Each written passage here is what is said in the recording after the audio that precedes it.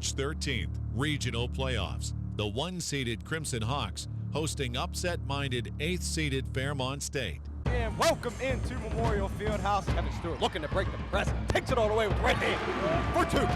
T.Y. Good hustle down low. Takes it in. How about that strike? Watch the patience that IUP has on offense. The reason why they are number 2 in the country.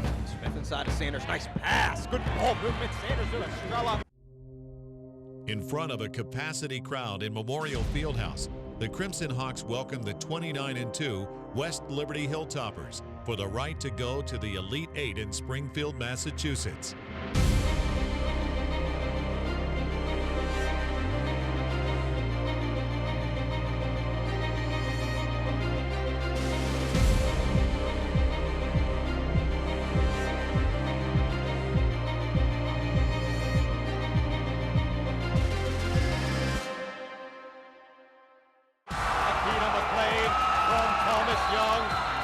What a start for the Crimson Hawks.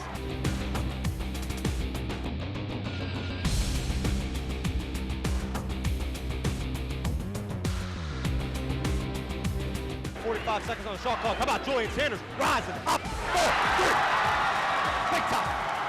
39-34. 5-point lead.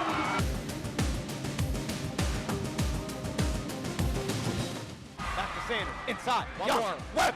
Up top. Good rattling. Extra pass. Thomas Young has made it all season long.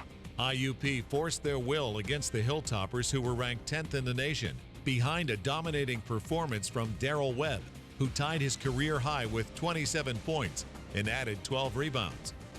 Well, basically that game was about us more than about them. We had to stop what they do. Right? They like to shoot threes. They're big man, the 5-man like to step out, shoot deep threes. We had to limit all those touches. I think we gave up more layups than we did all year against them, but that wasn't their strength. Their strength was the 3-ball, so we stopped that and helped us win the game. Just hang on to the ball. 4, 3, 2, 1. Ladies and gentlemen, the champions of the Atlantic region rush the floor, cut down the net. Book your travel plans, Crimson Crazies. Make room, Springfield. IUP, undeniably elite. It was that type of excitement and thrill for our guys and for me as a coach personally.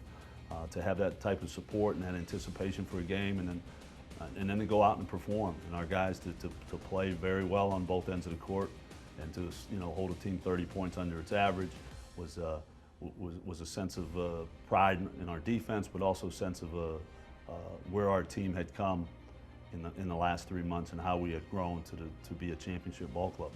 You have to play flawless in these tournament situations.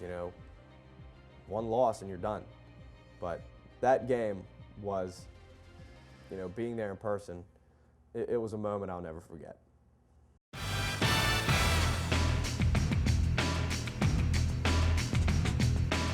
All right, and welcome back to the Big Hit.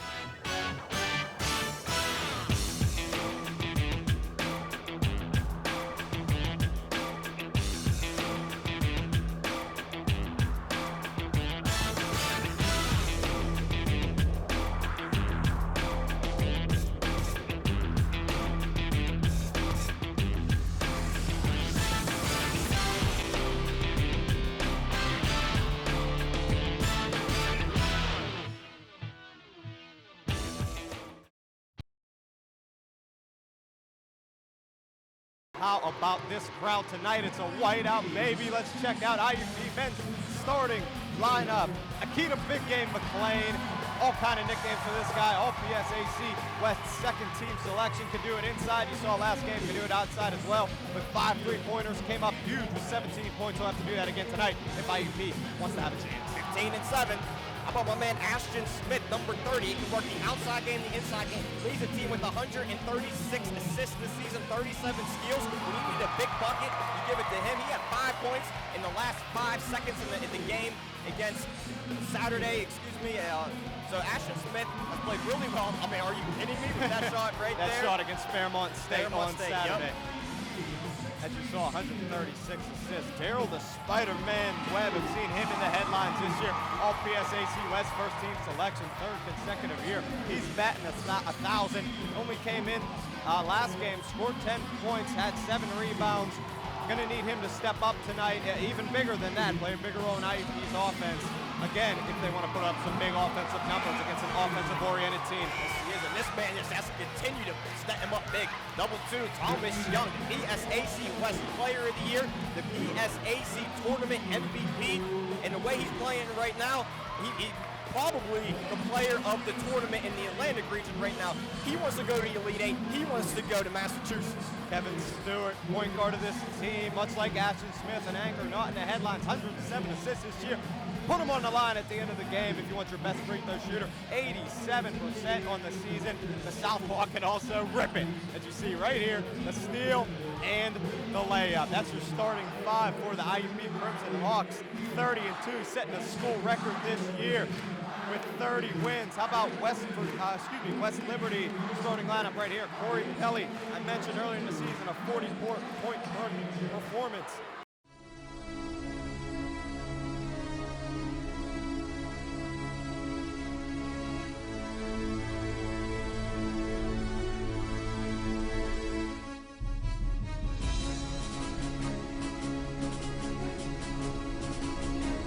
A new team, A new look, a new home, a new year.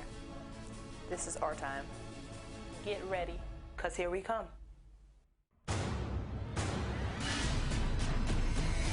Great teams do not lose at home. They just don't.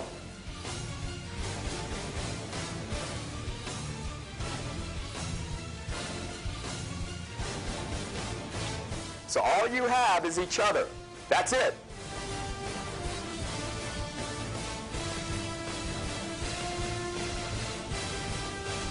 We are the IUP. Crimson Hawks, It's on. it's on. Oh, it's on.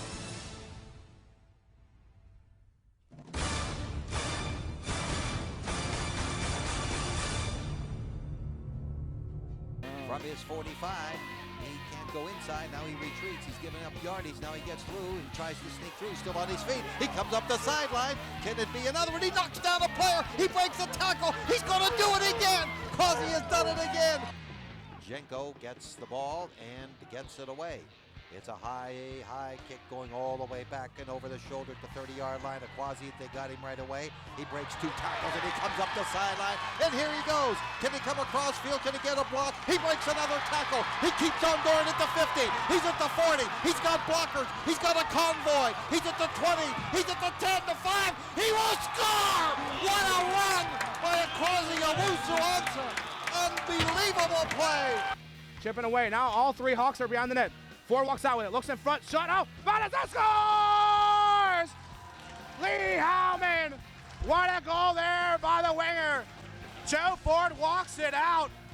Looks across the net and finds Lee Howman to put it home. Good play there by Chris on deck with the pressure behind the net. Oh, able to hit the turnover. Ragola's going to go on a breakaway here. He's going to chase by Paskey. He gets tied up. Backhand scores 5-hole.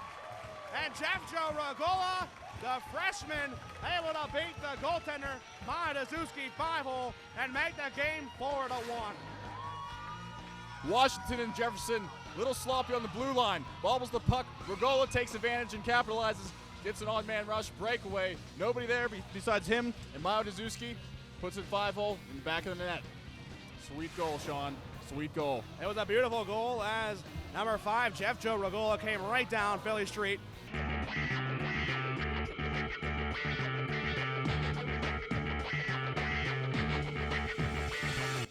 A steal by Aquasi. He took it right out of his hands. Hendrikovic is back. There looked like a hole. There's a throw in the end. It's caught. It's intercepted at the 1-yard line, and it looks like it's Quasi. This one from his 45. He can't go inside. Now he retreats. He's giving up yardage. Now he gets through. He tries to sneak. It's a high kick going all the way back and over the shoulder at the 30-yard line. Aquasi, they got him right away. He breaks 2 tackles and he comes up the sideline. And here he goes. His 26-yard line. That's Quasi at the 30, the 35, and he breaks through at the 40. Can he come across field? Can he get a block? He breaks another tackle. He keeps on going at the 50. He's at the 40. He's got blockers. He's still on his feet. He comes up the sideline. Can it be another one? He knocks down a player. He breaks a tackle. He's going to do it again. He will score. What a run by Aquasi Owusu-Ansah. Unbelievable play. And another big play by the All-American.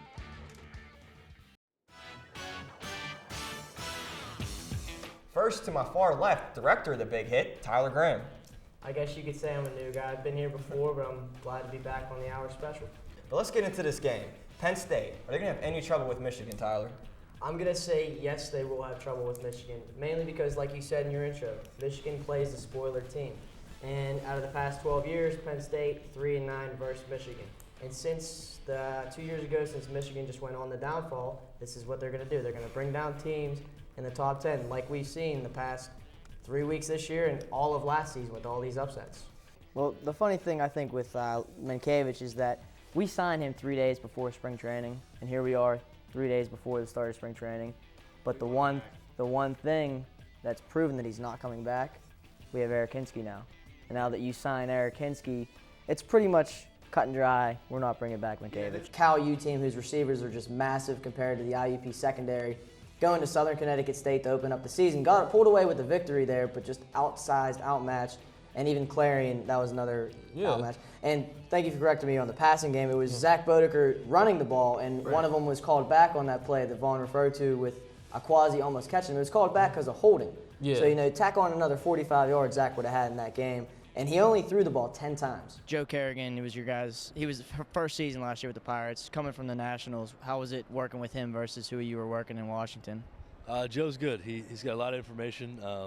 He's very set in his ways, and I learned a lot from him last year in my short time here. And now, in this past season, you've seen the Pirates draft Pedro Alvarez with the second overall pick in the draft, and then they went and traded for Andy LaRoche. Now, there's a lot of competition at third base. What are your thoughts and feelings on this? Well, I think in that term, three's company. Really, I hope that we all do extremely well, and I hope that we're all can help this team here in Pittsburgh. And what do you see in the future as far as grooming within the farm system, or possibly Joel Hanrahan, Evan Meek, those kinds of guys to be a future closer?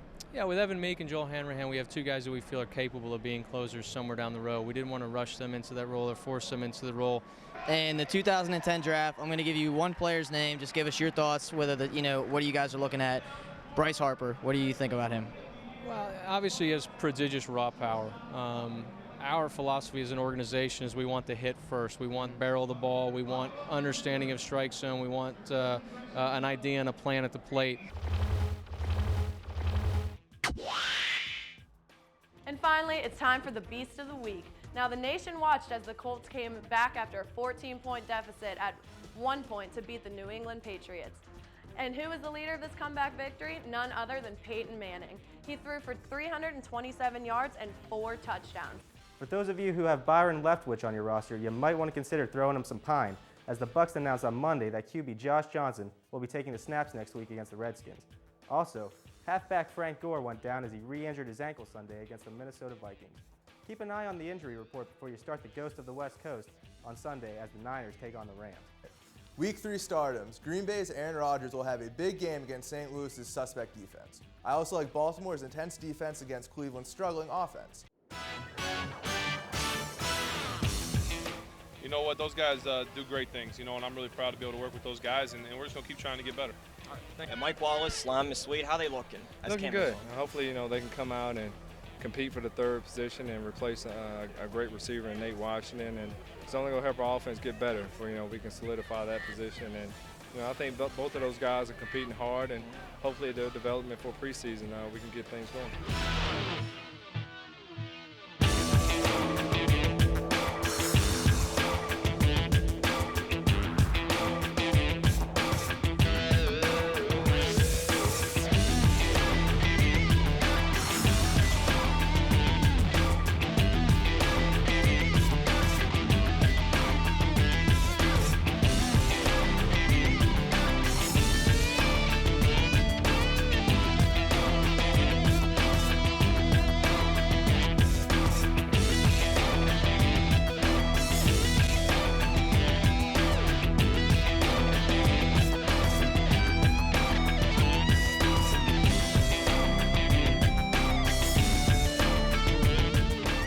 it's always in the back of your mind, but at the same time, we have a lot of guys on this team that was on that team last time, and we know we got complacent, and we know the things that we did wrong. So Talk about Dick LeBeau and what he's meant to you as a defensive coordinator.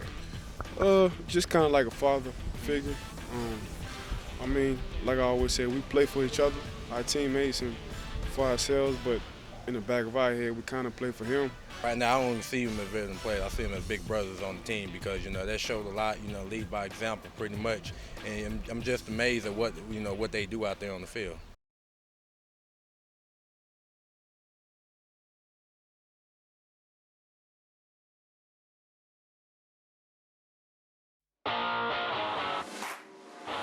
This is the story of 6 sports analysts living in one house for 3 months. We should be working together, but we're ripping each other apart.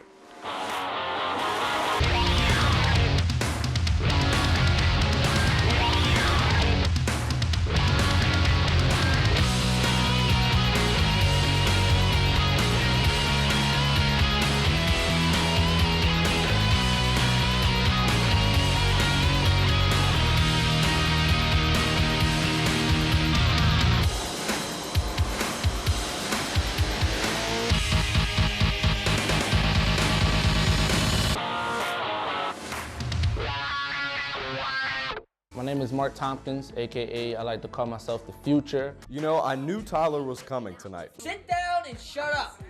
Shut up. Well, I got a call from my boyfriend and he wasn't sure about me doing this whole thing. I don't know. I really don't know how much I like this actually. Why? What's wrong? Yeah, I don't know. And it's still early in the semester. We've only had 1 show, and he'll be lucky if he makes it to the taping next week.